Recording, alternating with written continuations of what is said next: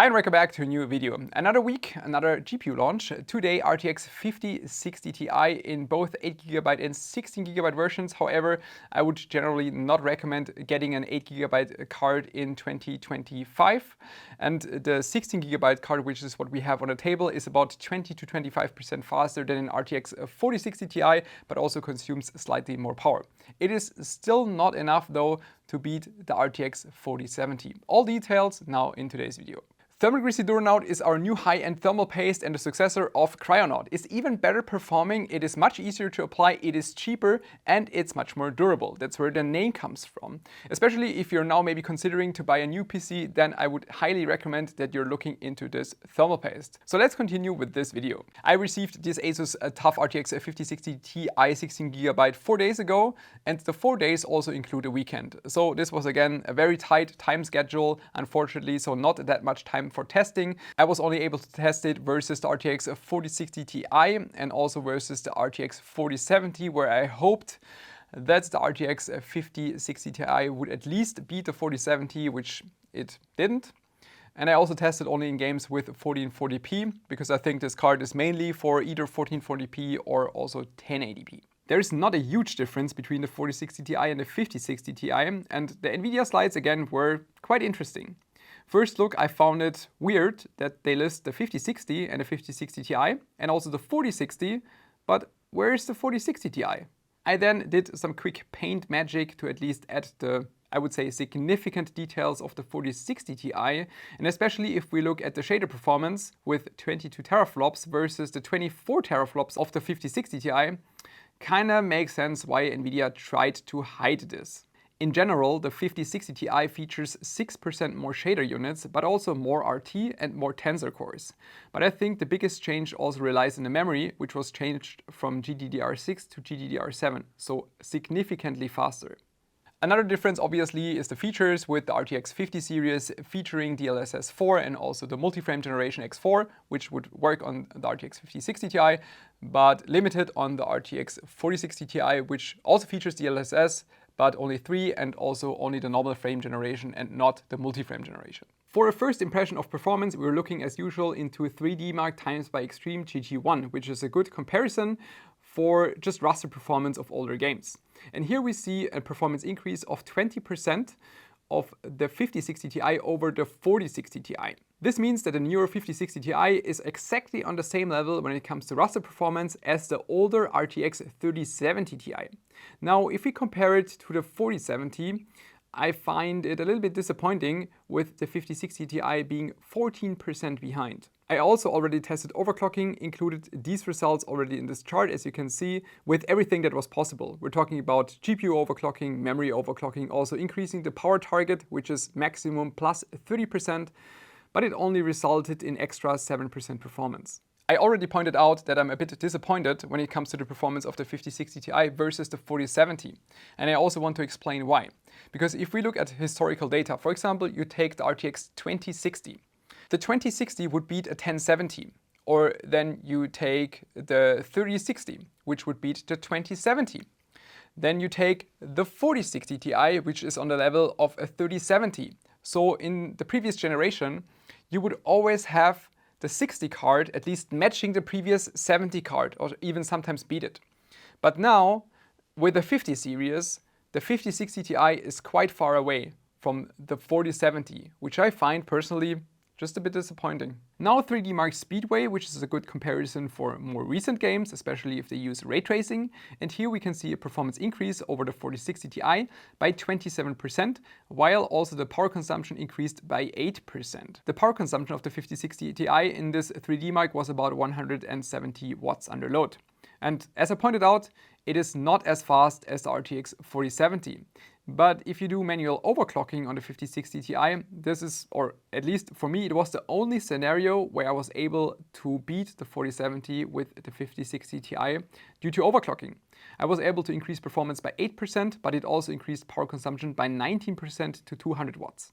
Now the gaming benchmarks, all as I said, with 1440p resolution and max settings. In Star Wars Outlaws, I saw the biggest gain in performance of about 30% over the 4060 Ti, but it also consumes 166 watts under load, which is an increase of about 8%. However, again, 4070 is about 18% faster.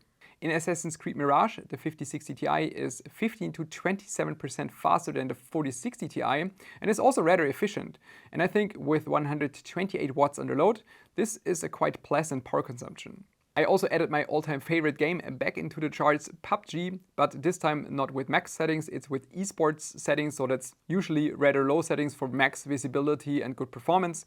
And in this scenario, the 5060 Ti delivers 135 FPS on average, which is about 13% faster than the 4060 Ti, but the power consumption also increases by roughly the same relation, about 10% more power consumption. In Kingdom Come Deliverance 2, the 5060 Ti was a bit limited by its 8GB of memory, which also explains why the 5060 Ti was performing much better here. We saw a bigger increase of 22 to 25% performance extra over the 4060 Ti, while only increasing 9% in power draw. Unfortunately, it's still 7% behind the RTX 4070. Cyberpunk in 1440p was tested with ray tracing and path tracing enabled, and as expected, none of the three cards could deliver any kind of native rendered frames which are playable. This is the scenario where the RTX 5060 Ti definitely benefits from DLSS 4 and multi-frame generation. It can make use of the most recent technology, but I have to point out that, I can measure 118 FPS, but it just doesn't feel like it. It still feels like the best out of the three cards, but it still feels a little bit laggy. The only game I had issues with was Monster Hunter Wilds, where I could only see a performance increase of 4% over the RTX 5060 Ti, which is just not enough, so something has to be wrong here. I also tried to run Monster Hunter Wilds with DLSS, which just didn't work at all. I'm not sure if it's game related or driver related or the combination of both, but no matter what I tried, like out of the menu or out of the game directly, whenever I enabled DLSS, the game instantly crashed. I tried it multiple times, had no chance getting this to work. We will now take our Asus TUF RTX 5060 Ti and mount it into the system to just look at how the card behaves under load. The card behaves very similar to the other 50 series cards, just like a baby version of it. We also see 2800 MHz on the GPU, 1750 on the memory, below 60 degrees Celsius on the GPU, just above 60 on the memory. The fans are generally in a very pleasant area. It's hardly noticeable, which I think is great. The card consumes about 170 watts under load in this scenario. NVIDIA listed with max 180, but from my experience that just never happens, which is also interesting if we look at how much is possible in terms of increasing power target. So on this card we can lift it up a lot, but it doesn't really do anything because you can already see here perf cap reason is the voltage. We can apply 130% if we want to, but it doesn't really change. So here it was already 93 to 95. Now after increasing it, it goes to like 93 to 97%. Doesn't really change. You can increase the GPU voltage to get a bit more out of it. But looking at the clock, you can see this is maybe an extra 30 to 50 megahertz. You can then obviously proceed to overclock the card. Can almost max out the memory. Well, you can basically max out the memory here. And you can obviously increase the GPU clock, but you can see there is not much possible because we're limited by the voltage. And even in this scenario, you're not utilizing the 130%. You're still stuck at about 110 maybe.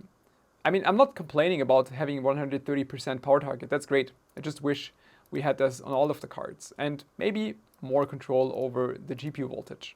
Overall, this RTX 5060 Ti Asus TUF was very pleasant to work with. That is also something I just have to point out. Sometimes those mid-range cards are in some degree better than the high-end cards because it's fairly light and still it has a quite big cooler for the power it is pulling with typically 125 to 150 watts in gaming. You just have good temperatures while the card is pretty quiet. And also quiet in terms of coil whine. I didn't hear any kind of coil whine at all, which is something you just don't have on the high-end cards. And also, weight-wise, you won't have issues with sagging, for example. Also power-wise, on the power connector, I wouldn't expect any kind of issues with 12-volt high power. So overall, sometimes those mid-range cards can just be a better option in terms of not expecting any bigger issues. And it's also fairly efficient. It's not the most efficient card ever, but it's not too bad. And to give you a better insight about the efficiency, here's an overview of more recent cards. And when I was talking about efficiency, I said that it's not the most efficient, but you can see it also beats a 4090 or even an RX 9070 from AMD, just talking about FPS per watt. But it can't beat a 5080 or 5090, which both are pulling quite a lot of power, but they're also delivering more performance in relation. We will now tear down the card, and one piece of feedback for ASUS: maybe you can move your stickers somewhere else. Just, I don't know, move it to the side, because just in the center of the backplate doesn't look as nice.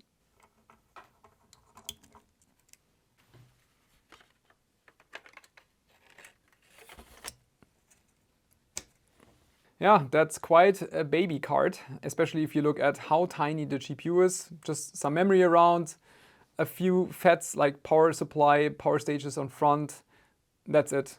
Shunt resistor, 12-volt high power connector, and also interesting, apparently they prepared this, or I guess, for the normal 8-pin connector, at least it kind of looks like it. But there's not much more going on that graphics card, it's pretty empty. Also, one thing I want to highlight is the PCIe connector. You can probably see this by looking at the traces on the bottom. You can see the traces exiting the GPU, they're only occupying half of the PCIe slot, because this is an X8 card. Even though it's a physical X16 PCIe slot, it's only using X8.